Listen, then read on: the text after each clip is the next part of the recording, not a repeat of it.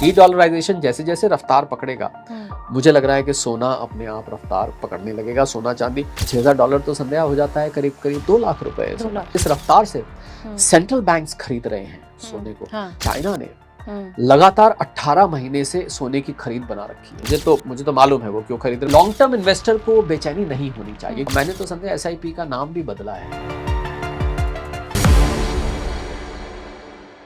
अगर आप भी शेयर बाजार के क्रैश या दुनिया भर में चल रहे युद्ध के माहौल को देखकर अपनी गाढ़ी कमाई को सुरक्षित करने की जगह तलाश रहे हैं, तो आज का यह वीडियो आपके लिए सोने की चाबी साबित होने वाला है। अभी जो बातें आपने शुरुआत में सुनी वो देश के जाने माने अर्थशास्त्री, सीनियर पर्सनल फाइनेंस एक्सपर्ट और टैक्स एडवाइजर डॉक्टर शरद कोहली की हैं। डॉक्टर कोहली को आपने देश के बड़े बड़े बिजनेस चैनल्स पर बेहद सटीक आर्थिक विश्लेषण करते हुए जरूर देखा होगा। जब भी मार्केट में कोई बड़ा संकट आता है तो उनकी राय निवेशकों के लिए लाइट हाउस का काम करती है। आज के इस विशेष वीडियो में हम सोने के भविष्य को लेकर डॉक्टर शरद कोहली की उस महाभविष्यवाणी को डिकोड करने जा रहे हैं जो उन्होंने the economic times Hindi channel पर पॉडकास्ट में की है। उनकी कही बातों को समझकर एक आम आदमी भी गोल्ड सिल्वर में कब और कैसे निवेश करें जानकर न सिर्फ नुकसान से बच सकता है बल्कि समझदारी से अच्छा खासा मुनाफा भी कमा सकता है। तो आगे वीडियो में हम जानेंगे साल 2026 में 2 लाख तक सोने के दाम क्यों पहुंचने वाले हैं और एक आम आदमी को क्या स्ट्रेटेजी अपनानी चाहिए। नमस्कार, मैं रविंद्र सिंह आपके साथ नवभारत टाइम्स पर। आप देख रहे हैं धन की बात। डॉक्टर शरद कोहली ने सोने के भविष्य और इसमें छिपे मुनाफे को लेकर 4 बेहद जरूरी और संक्षेप में बातें बताई हैं जिन्हें हर छोटे बड़े निवेशक को अपनी डायरी में नोट कर लेना चाहिए।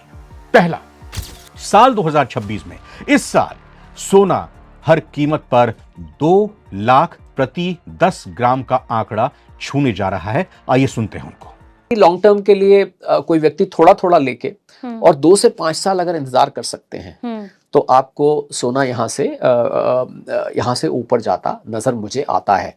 और बहुत सारे अंतरराष्ट्रीय इंस्टीट्यूशंस ने संध्या ये बोला है कि 2026 के अंत तक ही आपको सोना बहुत अच्छा लेवल $6000 का एक एवरेज लेवल उन्होंने लिया। $6000 तो संध्या इसी साल का $6000 तो संध्या हो जाता है करीब करीब 2 लाख रुपए। तो आपने सुना, डॉक्टर शरद कोहली को पूरा भरोसा है।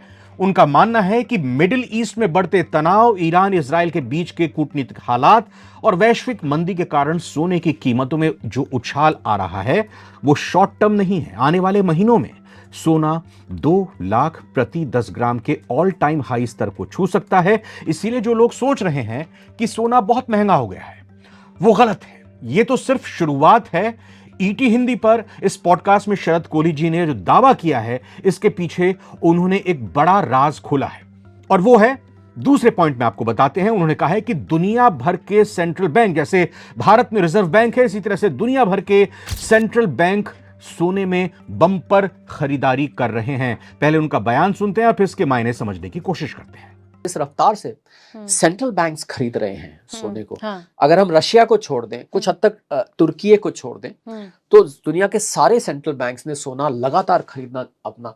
आपको हैरानी होगी कि चाइना ने लगातार 18 महीने से सोने की खरीद बना रखी है। सबसे आगे चल रहा है। और पिछले 13 महीने में संध्या हर पिछले महीने से जो इंक्रीज है वो बढ़ता जा रहा है। मतलब परसेंटेज उसकी बढ़ती जा रही है। तो इस रफ्तार से जब सोना दुनिया भर के देश खरीद रहे हैं तो कुछ ऐसी चीज उनको नजर आ रही है भविष्य में होने वाली जो शायद आम लोगों को नहीं नजर आती है। मुझे तो मालूम है वो क्यों खरीद रहे हैं। तो आपने सुना, 1-2 देशों को छोड़कर उनके अपने रीजन हैं कि वो क्यों सोने की खरीदारी नहीं कर रहे हैं। बाकी दुनिया के तमाम देश, विशेष तौर पर चीन, सोने की बम्पर खरीदारी कर रहा है और आगे इसीलिए सोने के दाम और भी बढ़ते हुए दिखाई दे रहे हैं। डॉक्टर कोहली बताते हैं कि दुनिया भर के केंद्रीय बैंक, चाहे वो भारत का RBI हो या चीन और यूरोप के सेंट्रल बैंक्स हों, सभी रिकॉर्ड स्तर पर सोने की खरीदारी कर रहे हैं। जब बड़े बड़े देश अपनी तिजोरियों में सोना भर रहे हों तो समझ जाइए कि आने वाले समय में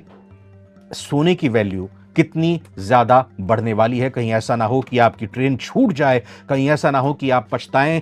और अब आइए आते हैं उस तीसरे पॉइंट पर जिसमें डॉलर का वर्चस्व डगमगाने का भरोसा जताया जा रहा है। तो डी डॉलराइजेशन का बड़ा गेम क्या है और इस गेम के चलते कैसे सोने के दाम भविष्य में बढ़ते दिखाई दे रहे हैं। क्या कहा डॉक्टर कोहली ने, वो सुनिए।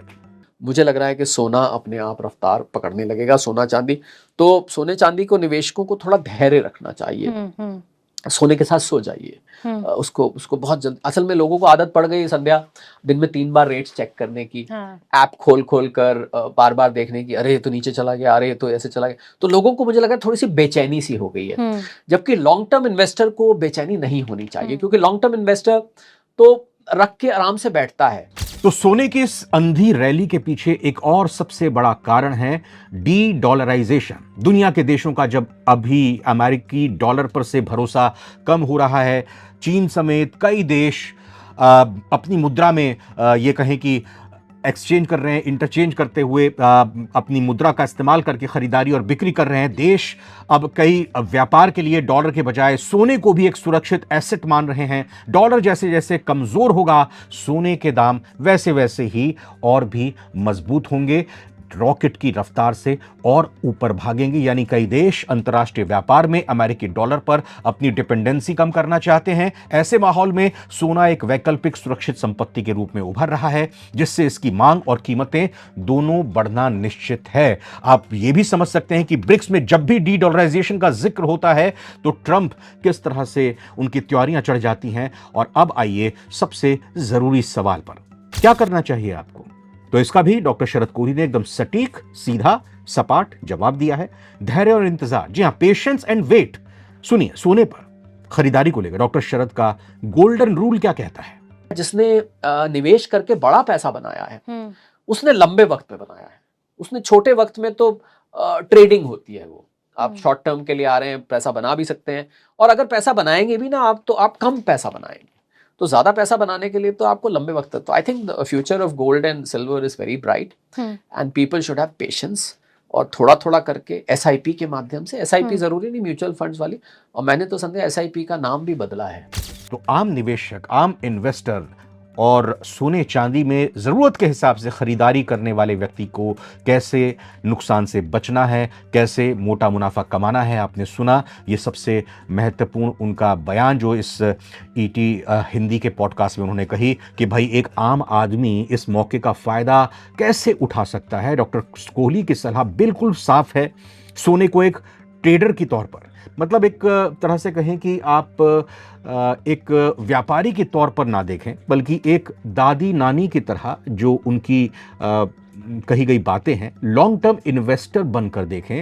रोज रोज सोने के दामों को चेक ना करें, धीरे धीरे थोड़ा थोड़ा जितनी आपकी कुवत है, जितनी आपकी जेब में पैसा है, उस हिसाब से निवेश करें। हड़बड़ाहट की कोई ज़रूरत नहीं है, बल्कि इसके बजाय हर महीने बिल्कुल थोड़ा थोड़ा, चाहे वो फिजिकल गोल्ड हो, डिजिटल गोल्ड हो, या फिर गोल्ड ईटीएफ जो हम कह सकते हैं कि गोल्ड के म्यूचुअल फंड्स हैं, उसमें आप निवेश कर सकते हैं। और लॉन्ग टर्म होल्डिंग ही आपको बम्पर रिटर्न देने वाली गारंटी है। तो ये थे डॉक्टर शरद कोहली के वो 4 स्तंभ जो सोने के बाजार के फ्यूचर की पूरी तस्वीर साफ करते हैं। उम्मीद करते हैं कि आपको ये वीडियो जरूर पसंद आई होगी।